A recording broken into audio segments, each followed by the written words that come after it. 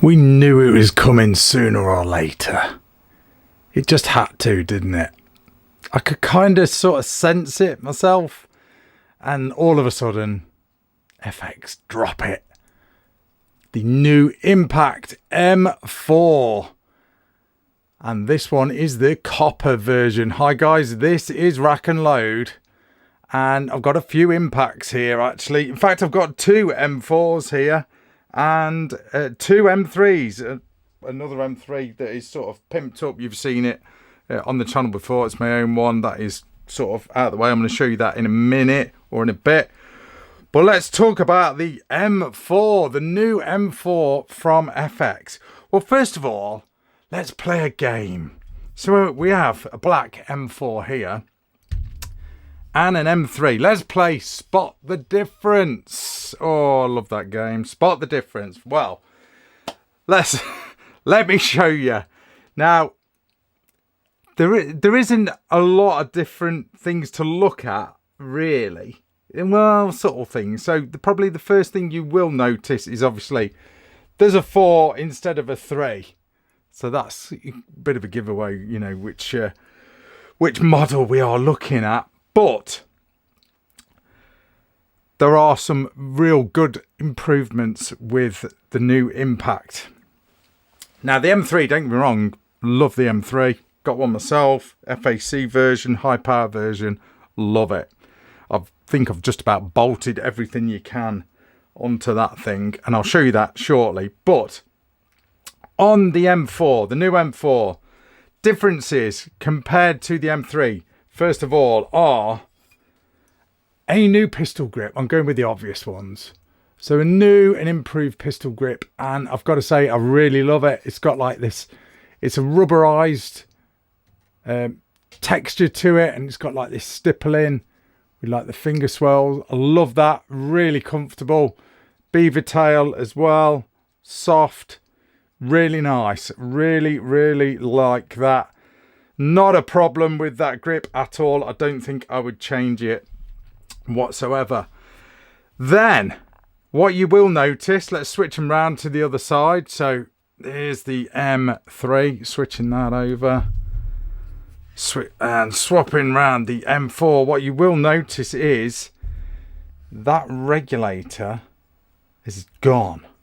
Okay, it's been blanked off here on the M4. Okay, so they've done away with that because they've got a few sort of internal differences going on. I'm not going to get sort of too techy. I'll write all that down in the details of the video, so just have a read through it. But basically, it's new and improved guts. It's been more efficient. It's got the AMP regulator in it, and it's more efficient and can sort of handle higher bottle pressures and basically just run better. Okay. These, by the way, these two are sub 12 versions, hence that's why they've got the smaller plenum. The difference on the FAC version is, and I've not got an FAC M4 here, but I'll show you the FAC M3, and this is mine that is pretty much pimped up to the max. But just to show you, on the FAC version, you have the 720cc plenum. On the new M4, it is 750. Okay, so it's 750cc plenum on the FAC M4. The M4, you've got Impact written on that side, which looks very, very cool indeed. Nothing's really changed sort of control-wise, so to speak. All the bits on it, you know, are pretty much the same. You can still swap out the rears of these. So if you want to put an aftermarket adjustable cheek piece on, like, say, for instance, the Sabre Tactical, like what I've got on there, you can still do that. That's not a problem. Easy enough to do. What else can you spot on here that you think might be a little bit different? Well, you might have noticed this. Quick set trigger, or QST, what FX calling it. And that is a new and improved trigger that is adjustable externally. So underneath on the M3, you can't get to it. You had to strip the gun down to sort of really make some proper adjustments to the trigger. Not that I ever tried that. With the new M4, you now have an access slot to get in at the trigger and adjust it. Not only that, as we talk about access slots, but on, oh god, I'm juggling guns here, guys. On the rear of the M3, you've got those 3 slots there, and it was a little bit of a pain to sort of change that probe, the pellet probe and whatnot. Whereas on the M4, they've made it a whole lot easier, look. So you can sort of see what's going on in there and get to it. It's just a nice slot there, whereas on the M3, that wasn't the case. Moving along to the action, so to speak. What they've done, and what is a real good improvement, I think, as well. And I think guys have come up with sort of aftermarket versions of this. If I cock this M3, see how it closes back on itself?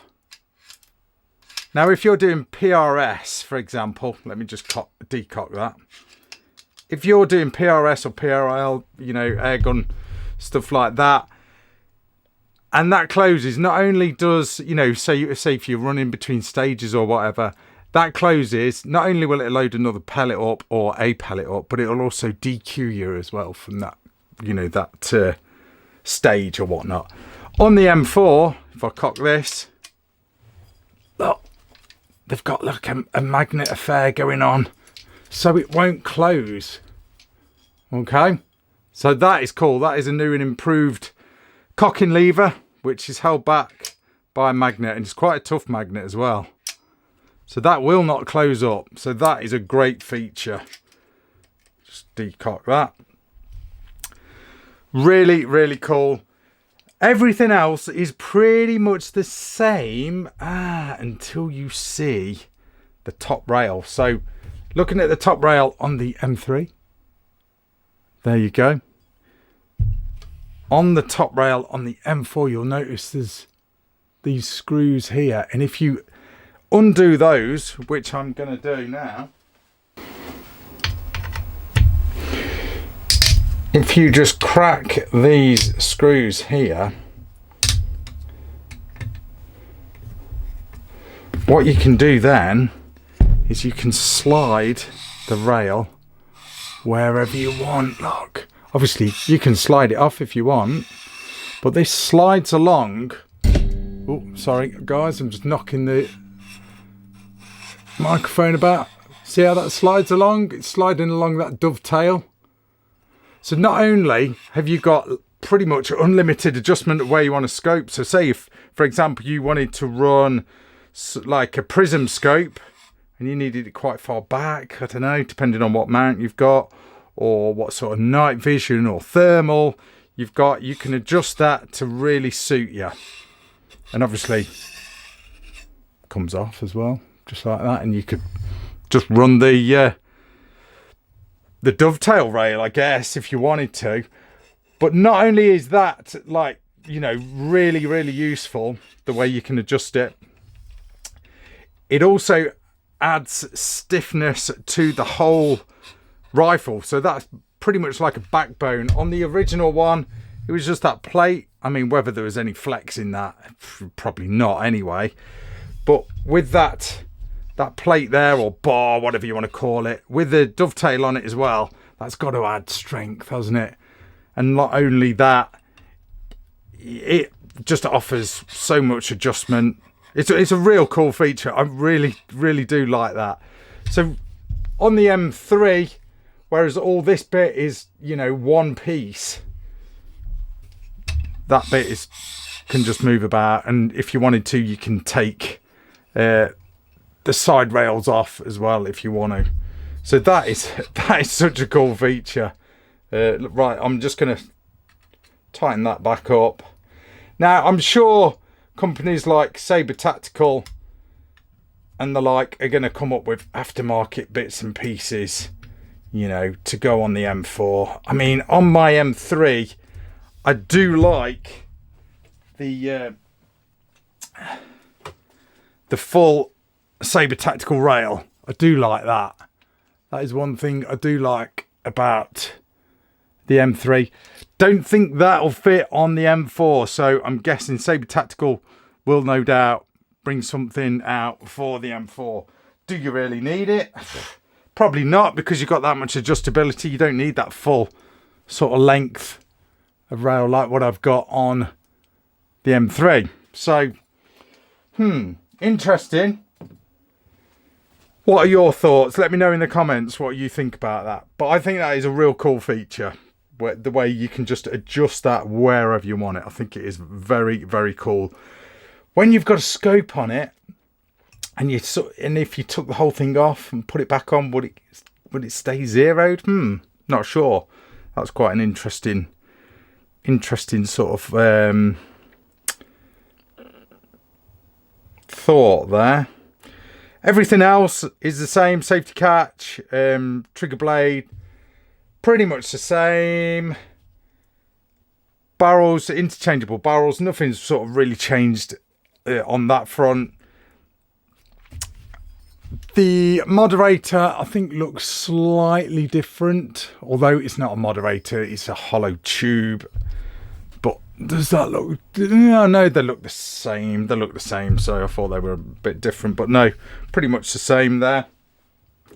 Now, what is interesting as well, if I just grab one, are the magazines. The magazines are new and improved.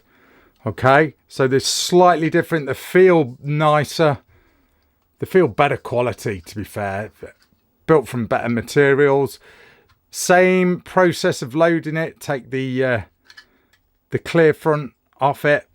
But then you notice that this is slightly different. Almost looks like one of my kids' fidget spinners. But you've got these grooves, these sort of holes here. So to put your finger in, get a grip and spin it round. That spring, I can tell, already feels sort of way stronger than on the previous magazines. So that, I believe, is to sort of cope with heavier slugs, because I've had it in the past on my FX. You load it up with slugs. There's quite a lot of weight in there. And sometimes you're having to tap the magazine when you cock it because it's not sort of indexed properly. So, but no, magazines look and feel loads better. I'm sure they will perform loads better as well. I'm yet to test one of these M4s. I've literally just got hold of these two. Kindly on loan from Liven's Gun Shop here in the UK. So let's get rid of the M3. We've played Spot the Difference. And let's show you the copper version. Now, like I said, these two are sub 12. The copper version looks so good. It's not quite a burnt bronze. It's more of a lighter version than burnt bronze, but I do like it. I think that would be the one for me, if I'm perfectly honest. But isn't that cool? Looks so, so nice. Very awesome. Now, you can get the sniper, you can get the FAC versions that do loads of different configurations of the M4, as you can imagine. So nothing's sort of really changed there. Very, very cool rifle. Is it going to make you want to chop in your M3 for an M4? Don't know. I'm personally interested to see what aftermarket bits and pieces come out, because I kind of, although I haven't built this thing for hunting, my trusty M3, it is a target rifle. I've bolted pretty much everything on there that you can imagine. You know, running the Arca Swiss and got the Sabre Tactical top rail, blah blah blah blah. Form goodness on there. Form left-handed cheek piece and left-handed pistol grip. So I've added bits to that. It'll be nice I know it's going to happen, but there's going to be loads of aftermarket bits and pieces that you can go. I'm just interested to see what sort of top rails will come out for this. Like I said, will you need one? Will you want one? Will you want to keep it minimalist, where you've got full adjustability of that? Why would you need a longer rail? Don't know, but very, very interesting. You get the usual hard case with the M4. So usual hard case, although it is grey. What is interesting though, it's all cut out as well, which is cool. But what is interesting, in these two that I've got, they've still got the M3 manual in there. So I don't think they've yet sort of finished off the M4 manual yet. So, but no, decent tough boxes that we sort of know and love. But yeah, the M4, I'm quite liking it. I must admit, I like what they've done with it. Just subtle improvements. Like I said, we knew it was coming sooner or later. It's only a matter of time. But I think my favourite bits on it, the trigger feels loads better. Loads better. I love the grip. The magazines, very impressed with the magazines. I love that top rail. That is just genius. Brilliant. Absolutely brilliant. I cannot fault that. I do like the way they've sort of done away with a regulator stroke gauge on there. I mean, will that appeal to you guys that like... I mean, you can still tweak these, especially the FAC versions. You can still tweak them and chase the numbers. That's something that I'm not into. I'm literally, guys say to me, oh, you've got to tune a certain rifle up or whatever. I'm like, really? If you're buying a Ferrari, as soon as you drive it out of the forecourt, you're not taking it straight into the garage, are you, for the mechanics to get under the bonnet? That's my theory. My Impact, my M3, that is still at factory settings. And I can hit a 2-inch gong with that, with Hades pellets at 100 metres. It just will not miss as long as I'm doing my bit. I'll miss, but it won't miss. You know what I mean. So that's setup how I want it. Whatever I'm shooting at 100 yards as well, if it's feathered or furry, I ain't generally getting up if I've connected with it either. So, like I said, I'm not one for sort of chasing numbers. But no, guys, the FX Impact M4 is here. This is your bit of a walk round, bit of a place to spot the difference. My thoughts on it. I like it. I've always been impressed with the Impacts. I really do like them. I think these improvements will probably make you guys that own an M3 want to chop it in for the new and updated version. I think, I don't think I'm going to run and do it just yet. I'm kind of happy with how my M3 is running at present. But there you go, guys. That is Rack and Load's thoughts on the new M4 from FX. So far, it gets a thumbs up from me. You will see some range time footage and some accuracy testing of the new M4. Do I really need to do it? It's going to be no different, really, is it? Performance-wise, or accuracy-wise, should I say, to the M3. I don't think there's going to be a lot of difference in there. So a full review, I don't think sort of warrants a accuracy test, does it? I don't know. Let me know in the comments, guys. If you want an accuracy test of one of these, you let me know in the comments and I'll do one for you. But there you go, guys. That's my thoughts on the M4 Impact from FX Airguns. Thanks for watching. Stay subscribed. If you're not subscribed, then subscribe. It's free. It won't cost you anything. And also get your asses on rackandload.com, the only social media platform that is gun friendly and won't get you Zuckerberged. Anyway, I'm going to leave it at that. Thanks for watching, guys. That's Rack and Load. See ya.